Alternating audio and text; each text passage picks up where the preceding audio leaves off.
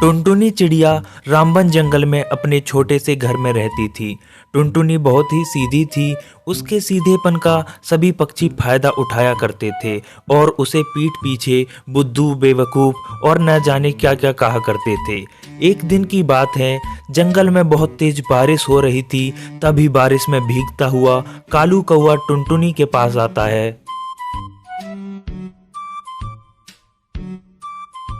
अरे कालू भैया, सब ठीक तो है?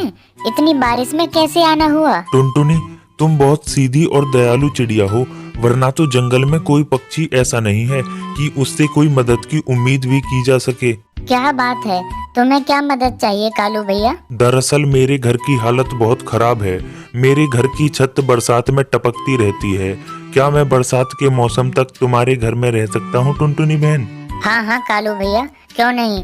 तुम बरसात के मौसम तक मेरे घर रुक जाओ, फिर बरसात खत्म होने के बाद हम दोनों मिलकर तुम्हारे घर की मरम्मत कर लेंगे। बस फिर क्या था, कालू को तो इसी बात का इंतजार था। फिर कालू टुनटुनी के घर में डेरा जमा लेता है। बेचारी टुनटुनी सुबह सुबह घर से खाने की तलाश में निकल जाती और शाम को थकी हारी घर लौटती, और वहीं कालू दिन भर खाता पीता और मजे करता। रात होते ही नवाबों की तरह घोड़े बेचकर सो जाता। अब कालू को हराम का खाने की आदत पड़ चुकी थी। अब बारिश का मौसम भी खत्म हो चुका था। एक दिन टुनटुनी जब खाना लेकर घर लौटी तो देखती है कि उसके घर में एक चील बैठा हुआ है। अरे तुम कौन हो और मेरे घर में क्या कर रहे हो? अरे चुप हो जा पागल चिड़िया, क्या घर घर लगा रखा है? अब से ये घर मेरा है। पूरे 25,000 में खरीदा है कालू कौवे से। कालू कौवे से? पर ये घर तो मेरा है, तो तुम कालू कौवे से कैसे खरीद सकते हो? मुझे कुछ नहीं पता, मैंने तो कालू से घर खरीद लिया है और उसे पैसे भी दे दिए हैं।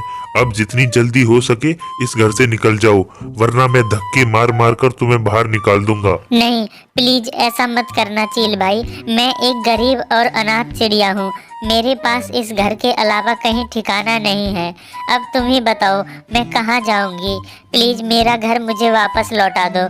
मैं कुछ नहीं जानता, चल निकल मेरे घर से, और ये रोना उस कालू के पास जाकर रो जो तेरे 25,000 रुपए लेकर भाग गया है। चल निकल मेरे घर से। वो दुष्ट चील टुनटुनी को उसके घर से बाहर निकाल देता है। अब बेचारी टुनटुनी अपने आप को कोस रही थी कि उसने क्यों कालू की मदद की। टुनटुनी अभी कुछ दूर ही पहुंची थी, तभी उसे एक आवाज सुनाई देती है। बचाओ, कोई है? कोई मेरी आवाज सुन रहा है? कोई तो मुझे बचाओ। वो आवाज जंगल की एक गुफा से आ रही थी।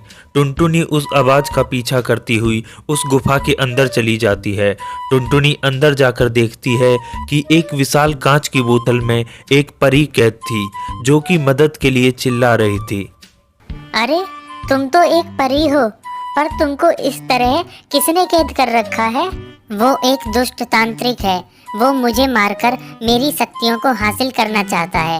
वो तंत्र साधना के लिए जंगल से बाहर गया हुआ है, इसीलिए मैं अपनी मदद के लिए आवाज लगा रही थी। जंगल के इस कोने में तो वैसे भी कोई पक्षी या जानवर नहीं आता, पर आज भगवान ने तुम्हें मेरी मदद के लिए भेज दिया। अब तुम मुझे जल्दी से बाहर निकालो। हाँ हाँ, अभी निकालती हूँ। तुम्हारा बहुत बहुत धन्यवाद चिड़िया बहन। वैसे तुम्हारा नाम क्या है? मेरा नाम टुनटुनी है।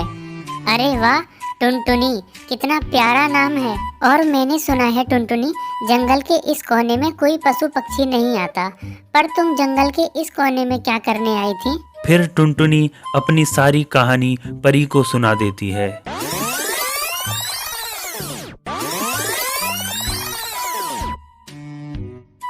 सच में तुम कितनी सीधी हो टुनटुनी।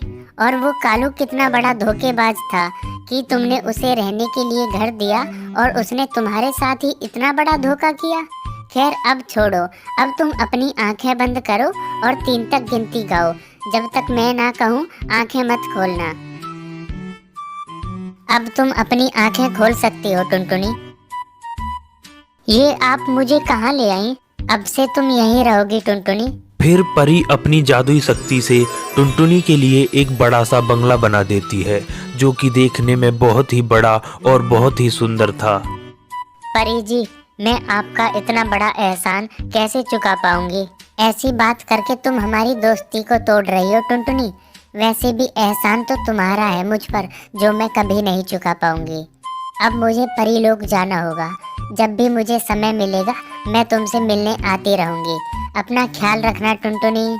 फिर इतना कहकर परी वहां से गायब हो जाती है और टुनटुनी भी अब हंसी खुशी अपने नए घर में रहने लगती है।